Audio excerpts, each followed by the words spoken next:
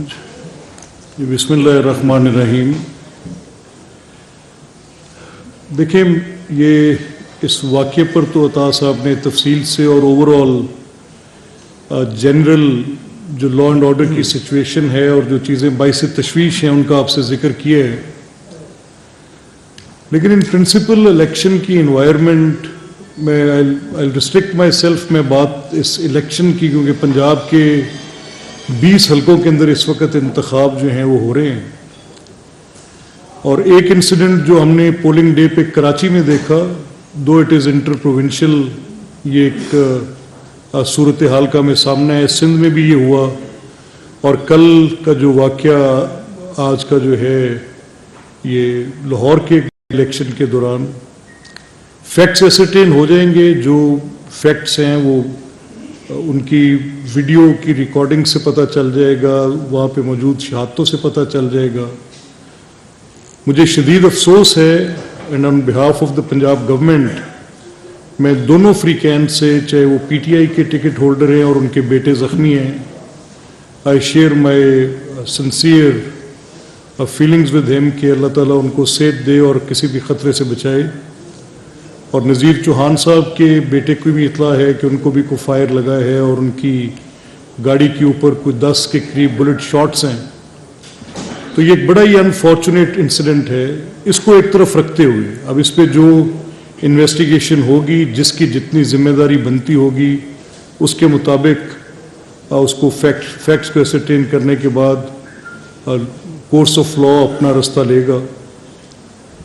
लेकिन एक बात मैं आपसे बिल्कुल categorically without mincing my words, बड़ी दो टोक अल्फाज में ये बात हम कहने जा रहे हैं। एक ऑर्डर जो आज अभी जिसका जिक्र अभी अता कर रहे हैं, हम ये इंश्योर करेंगे कि पंजाब के इन 20 अजला में जहां पर ये इलेक्शन हो रहे हैं वोटर्स को एक कंड्यूसिव एनवायरनमेंट मिले, किसी किस्म का कोई दहशत की अलामत ना हो, कहीं पर हथियारों की नुमाइश ना हो और किसी तरह से भी किसी वोटर को इन्फ्लुएंस इस सूरत हाल में ना किया जा सके कि कौन ज़्यादा गार्ड्स और बंदे लेके साथ फिर रहे हैं। मकसद तो इंतखाब का एक ऐसा इन्वायरमेंट होता है जिसमें आप वोटर को एक ऐसी इन्वायरमेंट फ्राहम करते हैं और कैंडिडेट्स के लिए खुद तो एक ज़ाब्ता अखलाक है जिस पे उन्होंने अमल दरामद करना है। और इसमें गवर्नमेंट ऑफ पंजाब अपनी रिस्पॉन्सिबिलिटी इलेक्शन के जो उनके एक SOPs हैं वो अपनी जगह पर है, लेकिन ऑन गवर्नमेंट्स रिस्पॉन्सिबिलिटी ये ज़ीरो आर्म्स, चाहे किसी के लाइसेंसेस हैं, अगर किसी की एनिमिटी है, दुश्मनी है, तो वो दुश्मनी पब्लिक लाइफ को तो इंडेंजर नहीं कर सकती।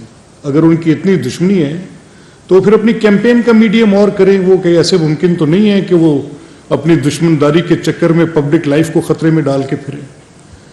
ये किसी सूरत भी इसकी इजाज़त नहीं दी जा सकती। और ये आज का एक वाक़या, इस पर हम पहले हमारी थिंकिंग थी कि हम कल एक लॉ एंड ऑर्डर की कमेटी के बाद शायद कोई ऐसा लॉ इंट्रोड्यूस कर दें या देखें कि simple orders of the government के साथ ये बात हो सकती है।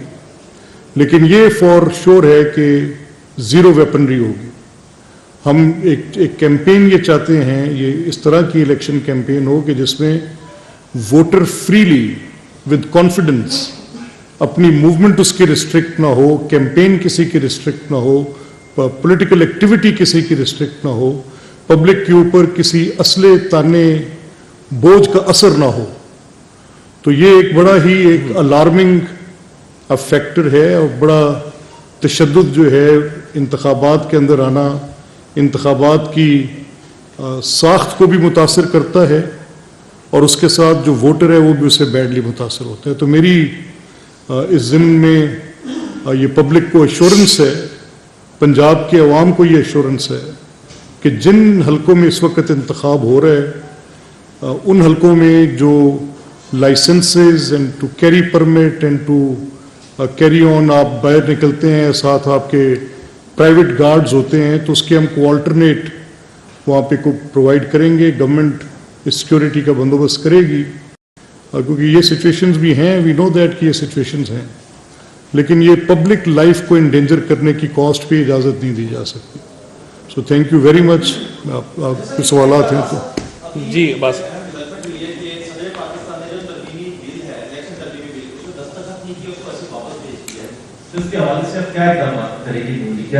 देखिए ये आप अभी फेडरल गवर्नमेंट इस पे बात करेगी, आप हमारे से मुतल्लिका कुछ सवाल है.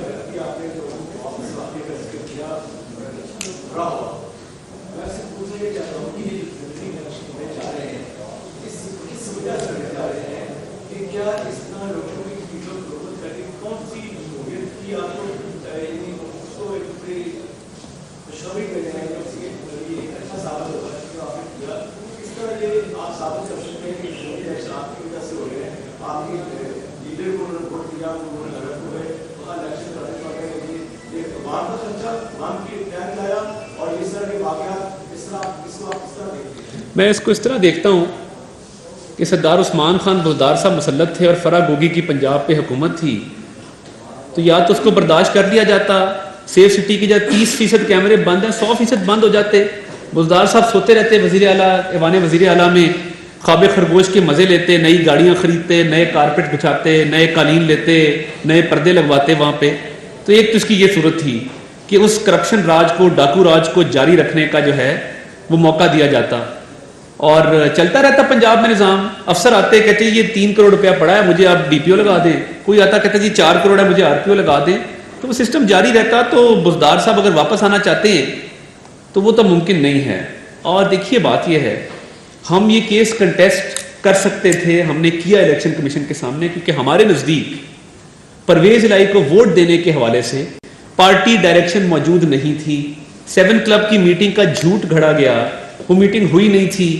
अब परवेज इलाही को अगर वोट डालना पार्टी डायरेक्शन के जुमरे में आता है तो PTI के 158 MPs ने बॉयकॉट किया, उन्होंने परवेज इलाही को वोट नहीं दिया. क्या वो भी डी-सीट होंगे? तो बात यह है कि ये जिम्मेदारी ना हमारे पे आयद होती है ना किसी और पे आयद होती है. बात सीधी सादी है कि ये एक फैसला आया, उसके एहतराम में ही हम इलेक्शन में गए हैं. हालांकि हम चाहते तो उस पर मजीद कंटेस्ट कर सकते थे. 5 अरकान के अलावा, जिसमें उज़मा कारदार साहिबा मौजूद हैं, 5 जो रिजर्व सीट वाले अरकान थे, उनके अलावा बाकी कोई अपील में भी नहीं गया, क्योंकि हम समझते थे कि हम इलेक्शन लड़के वापस आ जाएं बजाय इसके कि हम सुप्रीम कोर्ट में केस करें. तो मैं समझता हूं कि ये मुनासिब फैसला था और उसकी जिम्मेदारी किसी पार्टी पर आयद नहीं होती. जी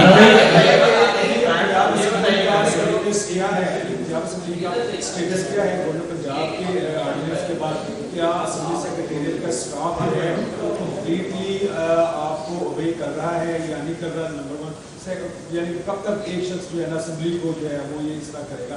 दूसरा ये सवाल है कि आपने प्राइवेट यूनिवर्सिटीज़ का कहा है, तो कितनी यूनिवर्सिटीज़ हैं जिनके चार्टर अगर गलत हुए हैं या पंजाब असेंबली से कोई लेजिस्लेशन हुई है उस पर पहले देखिए बात ये जो अभी पहला सवाल था जिसमें अभी अतार ने तफसील से जवाब दिया है, लेकिन ये एक सियासी अमल है. अगर एक पार्लियामेंट्री पार्टी के वो लोग जो इमरान खान पे अदम एतमाद कर गए, तो क्या जब आप अदम एतमाद करते हैं तो किसी से कोई परमिशन लेके करते हैं? इट्स अ पॉलिटिकल एक्ट और फेयरली कंडक्टेड एक्ट, और उसके कॉन्सिक्वेंस में एक इलेक्शन आया है जो कि एक पॉलिटिकल एक्टिविटी है. और वो लोग जो उस पार्टी के नज़रियात से हट के अपनी सीट को डी-सीट होने के बाद इलेक्शन में गए, वो एक पार्टी के मैनिफेस्टो और टिकट पे गए, तो फेयरली इसका रिजल्ट 17 तारीख को आ जाएगा. तो उसको तो मैं समझता हूँ कि जो आप बात कर रहे हैं तो उसका तो एक पहलू ये भी है. दूसरा इब्राहिम जो आप कह रहे हैं, देखें ये जो 2 इजलास करने पड़ रहे हैं, एक तो इजलास जब अब गवर्नर के पास इख्तियार है, गवर्नर को आइन ने ये हक दिए है, उन्होंने वो प्रोरोग कर दिया. तो जो परवेज इलाही साहब इजलास कर रहे हैं वो बिल्कुल आईनी तौर पे गैर कानूनी है. दूसरा, आप सब दोस्त गवाह हैं, आप ऐसा करें कि उस दिन की असेंबली की प्रोसीडिंग्स निकलवा लें, चेयर का और मेरा मुकालमा सुन लें. जो मैंने असेंबली में कहा है, अगर आप में से किसी को कोई शुबह है तो आप उसकी प्रोसीडिंग्स निकलवा कर सुन सकते हैं. हमने हतल वसा कोशिश की कि बजट देना एक हुकूमत की जिम्मेदारी और स्पीकर ऑफिस को उसको फैसिलिटेट करना जिम्मेदारी, اور ان کے اوپر بھی ایک آئینی ذمہ داری ہے کہ وہ ایک بجٹ کا کیلنڈر دیں اور پھر اس کیلنڈر کے ساتھ سٹک کریں. سر اسمبلی سیکریٹریٹ اسٹاف نے آپ کو جو ہے وہ رپورٹ کر دیا ہے ضابطۂ قانون کی؟ نہیں دیکھیں، یہ بتا دیں کہ ان کے خلاف کارروائی کیوں ہو رہی ہے اگر وہ غیر قانونی اجلاس کر رہے ہیں؟ نہیں اس میں کارروائی کیا ہوتی ہے کہ وہ کارروائی ایسی نہیں ہوتی کہ وہاں پہ کسی تھانے نے جا کے کو عمل درآمد کر دیا. اس کا سمپل جو کارروائی کا معاملہ ہوتا ہے وہ اختیار ریمینز ود دا گورنر کے